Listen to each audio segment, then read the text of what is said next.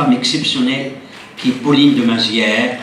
On a voulu absolument rendre hommage aussi à notre manière. Je suis très heureux aujourd'hui. Je voudrais vraiment vous dire, tous les Marocains, de toutes conditions sociales, sont reconnaissants à Sa Majesté le Roi d'avoir été visionnaire et de mettre la culture à la place qu'elle a aujourd'hui.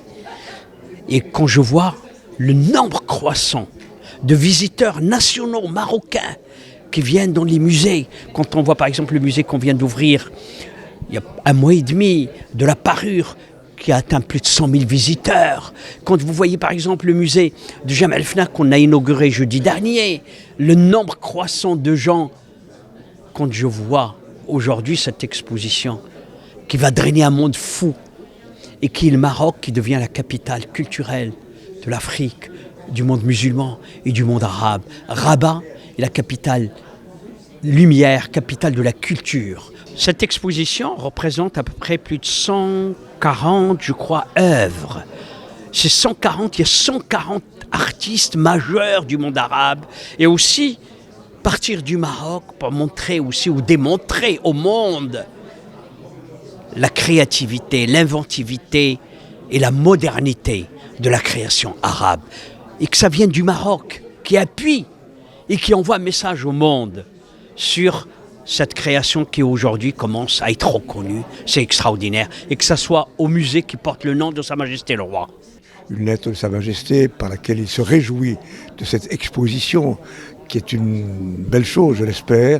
Donc voilà, je suis heureux comme ami du Maroc, ami passionné de ce pays que j'aime, de pouvoir contribuer avec Mehdi Kotbi et d'autres à faire de cette journée une grande journée. L'exposition, c'est un voyage à travers la culture arabe picturale dans les différents pays arabes.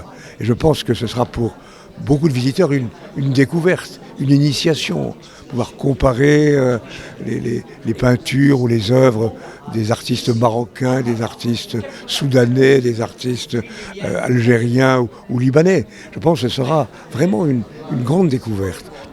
Et en même temps, ça permettra de montrer à quel point le monde arabe est un monde créatif et inventif. Pour la France, pour le Maroc, et puis même au-delà du Maroc et de la France, pour le monde arabe.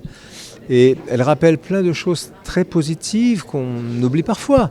On a dans ce domaine-là une coopération d'égal à égal entre les institutions muséales marocaines qui se sont formidablement développées depuis pas mal d'années sous l'autorité de Mehdi Kotbi, mais aussi sous l'autorité encore plus éclairée de Sa Majesté. Ce lieu ici en est le vivant exemple, a toujours porté un regard très intéressé, un regard passionné, un regard parfois expert sur la peinture arabe. Et c'en est le vivant témoignage, puisque ces collectionneurs qui vont permettre une exposition permanente à l'Institut du monde arabe ont rassemblé des œuvres qui vont du Liban jusqu'ici au Maroc, en passant par tous les pays entre-temps. معرض يقام للفن العربي. الفن العربي انطلاقا من مجموعة متحف معهد العالم العربي.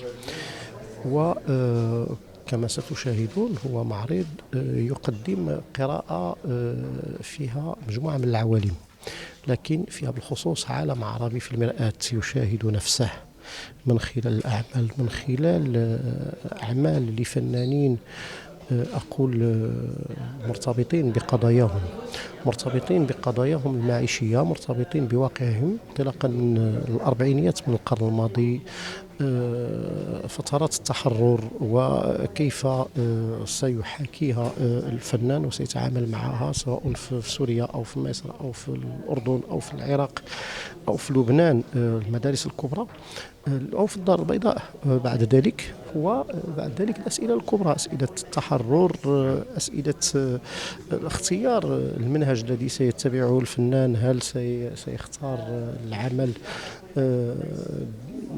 تجريديا أم سيختار عملا آخر أكثر انطباعية أم إلى غير ذلك. هذه الاختيارات حاضرة أيضا في هذا المعرض،